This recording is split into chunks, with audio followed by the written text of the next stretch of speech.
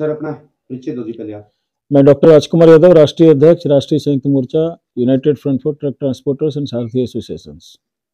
सिरसा जो आप आए हैं सर संयुक्त मोर्चा के आह्वान पर, क्या कुछ रहा आज आपका कार्यक्रम?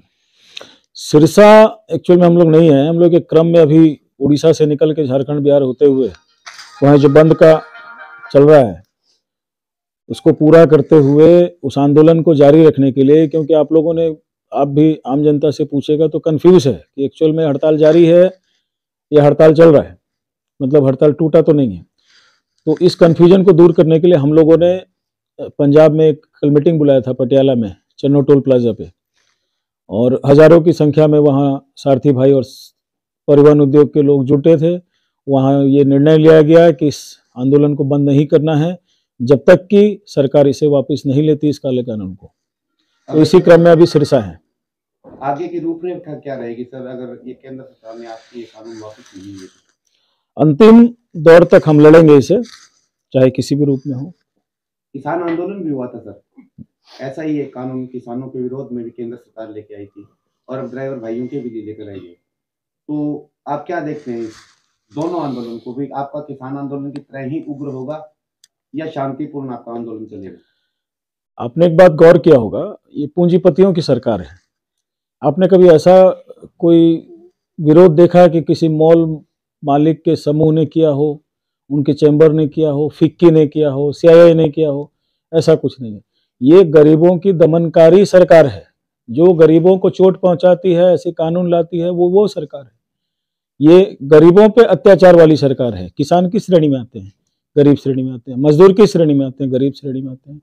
ये हमारा ट्रांसपोर्ट व्यवसाय जो है, ये अभी ड्राइवर के ऊपर जो कानून आया है, क्या उन्हें नहीं पता? वो जानबूझकर लाए।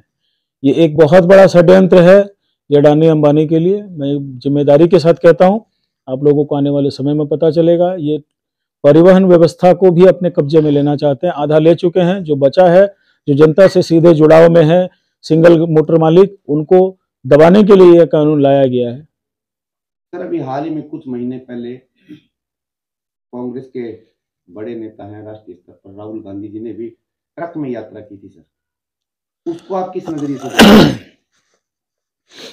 बहुत बढ़िया सवाल है ये। राहुल गांधी जी ट्रक में तो चढ़े, लेकिन वो उतर गए। उसका नतीजा आपके सामने है। ये जो मध्य प्रदेश उन्होंने खोया, छत्तीसगढ़ खोया, तो ये जो चुनाव में नतीजा आया है, वो यदि ट्रक में बैठे रहते, हम परिवहन व्यवस्था वाले सारथियों पे, ट्रांसपोर्टरों पे, ट्रक मालिकों पे भरोसा करते ना, तो ये स्थिति नहीं होती। मैं अभी भी उनसे कहता हूँ, यदि कहीं सवार होना है तो ये जो ट्रांसपोर्ट उद्योग है, आप उसका सहारा लीजिए। आपको कहीं प्रचार करने की जरूरत नहीं, कोई यात्रा निकालने की जरूरत नहीं है। अकेला ये इतना बड़ा वोट बैंक है, आपको सरकार पे निर्विरोध बैठा के दिखा देगा। आगे इस सरकार का भविष्य क्या देखते हैं सर, केंद्र सरकार का? ये तो तैयारी में है, संन्यास ले रही है सरकार। अयोध्या में 22 तारीख को आयोजन है, उसके बाद मोदी बाबू वहाँ बैठेंगे। तो आप ये अयोध्या जो राम मंदिर, जो ये इनके बीजेपी वाले हिंदुत्व का जो मुद्दा फैलाकर चल रहे हैं, आपको क्या लगता है सर इसमें? तो अपने पैसे से तो मंदिर का सजावट नहीं करेंगे ना। मोदी बाबू के बारे में एक उनका लक्षण, तो एक जो भी लक्षण बोलिए, कुलक्षण बोलिए, वो तैयारी बहुत अच्छा करते हैं। जहाँ जाते हैं, चाहे विदेश यात्रा में जाते हो तो अच्छा कोट टाई पहन के जाते हैं। तो अपने घर का सजावट कर रहे हैं मंदिर का, इसका मतलब साफ है कि वो मंदिर में बैठने वाले हैं इलेक्शन के बाद। आगे का क्या फ्यूचर रहेगा सर इस सरकार का? लोकसभा चुनाव अभी हाल ही में सर। मैंने बोल तो दिया, संन्यास ले रहे हैं। संन्यास। Thank you sir, city news Haryana से बात करने के लिए। धन्यवाद सर। धन्यवाद।